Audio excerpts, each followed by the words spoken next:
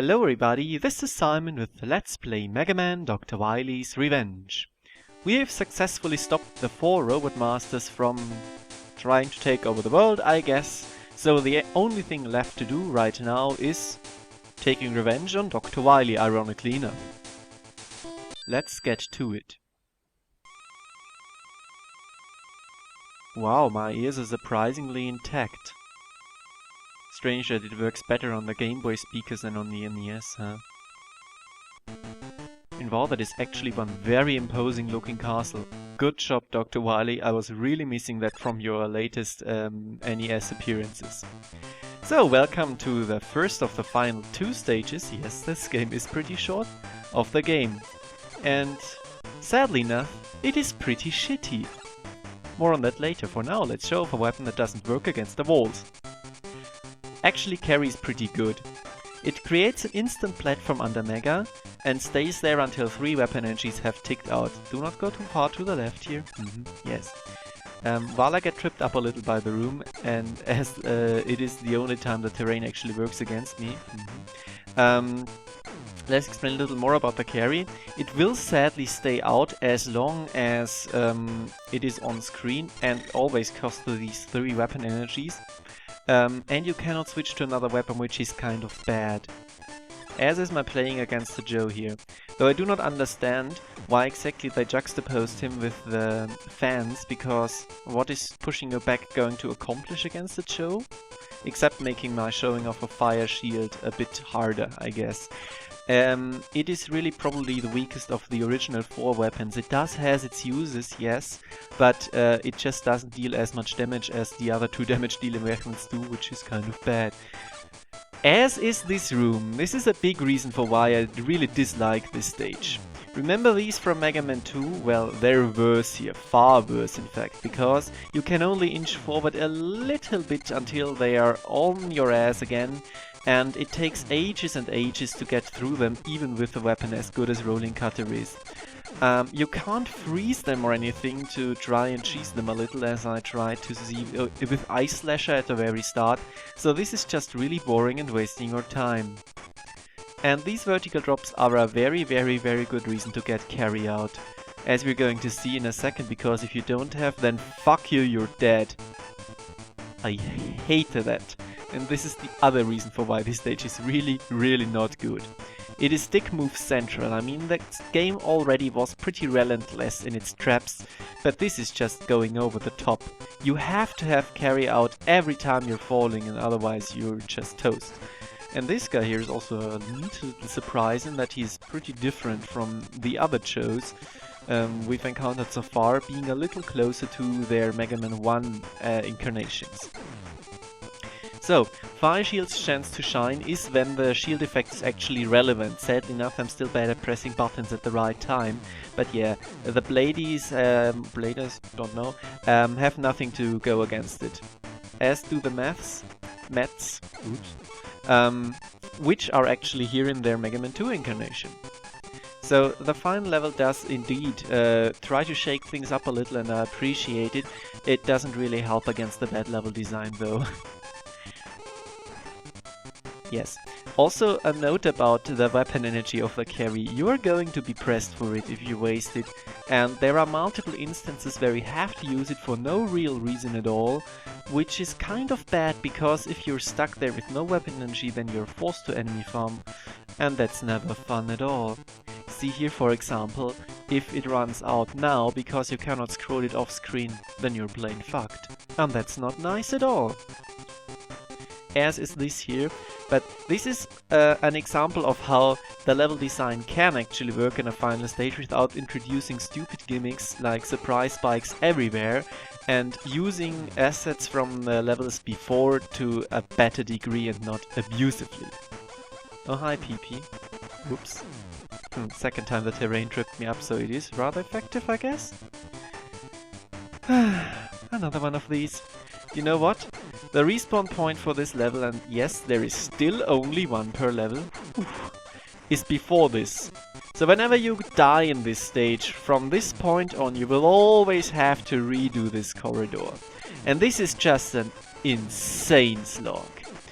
I do think that Rolling Cutter is a little worse at it than the Thunder Beam, which I'm going to switch to in a second, because it is definitely better for the vertical segments.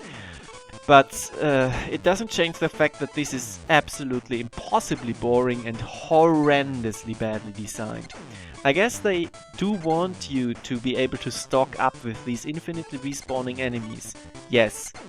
But why not design the level so that you do not need that? So far I never really have felt the need to farm for life or weapon energy in any Mega Man game I've played, if you are playing halfway conservatively and using your weapons to a great degree and intelligently. In this game, however, your weapon energy and your health is pretty limited, so I understand that they have trouble with it. And also, by the way, do not ever try to get this life. It will make you hurt. But yes, I understand somewhat the sentiment, but the execution is just horrendously flawed in that aspect. So yes, get away from the wall or else you will die.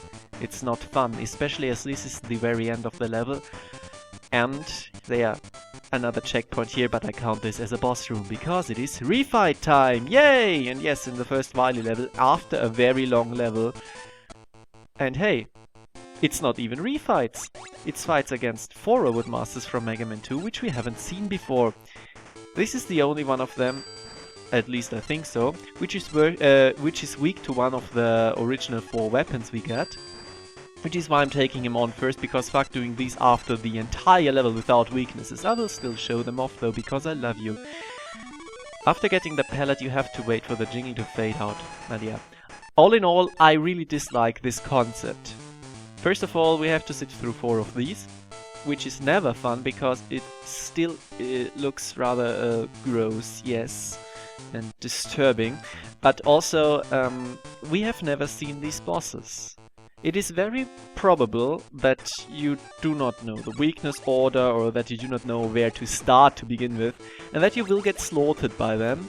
And then you have to get back to the very beginning of this stage, which is really, really fucking bad, as I've already mentioned and also probably shown off enough. So while Quickman's time ticks away, another sentiment, fuck Quickman, thank you. So yes, as I said, I really, really do not like the concept of having these 4 fights at the end of a very long and very annoying stage. I do like that we get to fight 4 more bosses, and that we get 4 more weapons, even though they are the 4 shitty ones, save for Quick Boomerang, I guess, from Mega Man 2. Which doesn't help the fact that the next level is going to be even worse, but yeah. The thing is, as I said, it is just not a good spot for them to be in. And the later Mega Man Game Boy games will do a lot to alleviate this and make the mix set of Robot Masters actually worthwhile. By the way, this is the only room in the entire game which has water in it, and we do not even get to see that it is actual water. Strangely enough. Yeah, with the weaknesses, these guys go down quickly enough, so as long as you do know the chain, as long as you are prepared for them, it is not incredibly bad or anything, it is just in principle, you know. And also, Heatman is an absolute asshole. There is almost no way to dodge his first ones, and he does shit like this, where all of a sudden he takes far less long to charge up. And in contrast to Mega Man 2, you cannot stop him from firing his initial bursts, which makes this fight far more of a pain in the ass than it deserves to be for a fight that is already horribly designed. Okay, before we go off to the last teleporter which has now opened up, let's show off these bosses in a bit more detail because I was too busy bitching about the stage design. So Quickman. Quickman is an absolute asshole, even though he is far more predictable, as his pattern is now consistent. He always rams his face in the wall, jumps at Mega, shoots the boomerangs and jumps again. It is very, very hard to avoid him, and I have actually no idea on how to do it consistently. The good thing is that because he bonks his head in the wall all the time, you will win the damage race, if you shoot him while he's jumping in the air. And as you get healed pretty highly, then it's actually not that bad of a fight, except for the fact that it's completely horrible, and fights where you cannot dodge the boss should not exist. Okay, Flashman is actually probably the best of these fights just for the sheer you can actually control what you're doing aspect. He will jump whenever you fire, as he did in the original, and fire whenever... Not know how this missed Mega, but okay. And fire after a fixed interval. You have to be in the air for that. And once you realize that you can pump a lot of damage in very quickly once he reaches one corner of the room and you have just to back away, it is actually not that bad at all, and as I said, probably the most fun fight of the 4. Bubbleman is far harder than his original incarnation, because you have far less room to dodge. And with the way he's programmed, that is firing off a missile whenever Mega is on his level, it is really hard to dodge him, because you have to be very far away, else he will immediately fire when you get near him and definitely hit you like so. There is no way I could avoid that unless I was going under him. So this requires very careful planning, which I do not have obviously, but fortunately enough he's gone quickly enough so you will not have to endure too many hardships, I guess. And yeah, they did fix the problem from Mega Man 1, where boss weapons which persisted on the screen could still kill you after the boss has died, which is very nice and appreciated. Okay, stealthily edited out death later. Hitman, actually, as I said, is a very dumb fight, just because he pulls stuff like this, where he suddenly, for no reason at all, moves far quicker than he should be, really.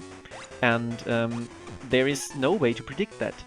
I have no idea why he does that sometimes, and coupled with the fact that you have to be very meticulous in avoiding his flame attack, that means luring him out by being close to him before he shoots them after your ass, which makes them very hard to dodge, makes this fight a colossal pain in the ass, if only for the fact that it takes so long and there is no real way to speed it up unless you use the weakness, of course. Really, the biggest problem here is probably the inconsistency. The fight in the original was really fucking boring, but at least you couldn't do anything wrong. Now it suddenly is randomized, and he can kill you without you even knowing why, and without you feeling at fault for it, which I never liked. So, back to the original playthrough and what has opened up here. Hello Anchor, our dedicated Mega Man killer. Anchor is actually a pretty easy boss, if not for, again, the randomness factor.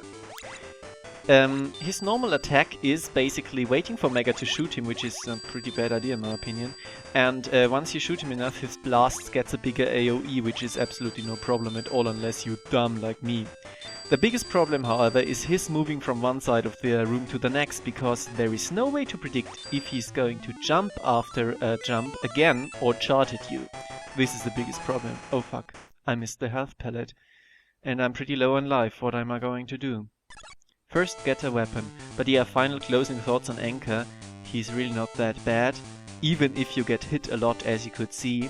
But it can be seriously annoying just because of the randomness evolved in his attacks. You have to be very specifically positioned to avoid them always, to always be able to avoid them. So yes, we're finished with the castle, huh? Strangely enough, there are no more stages in there, so where do we go now? Well, into space, of course, where else? This is also really cool looking. Sadly enough, there is only one more level, and hey, that's really not fair. Fuck you for that sniper, Joe. Seriously, go kill yourself. And that was the Mirror Buster. Okay, next time, Wily in space, final level. Thank you very much for your attention.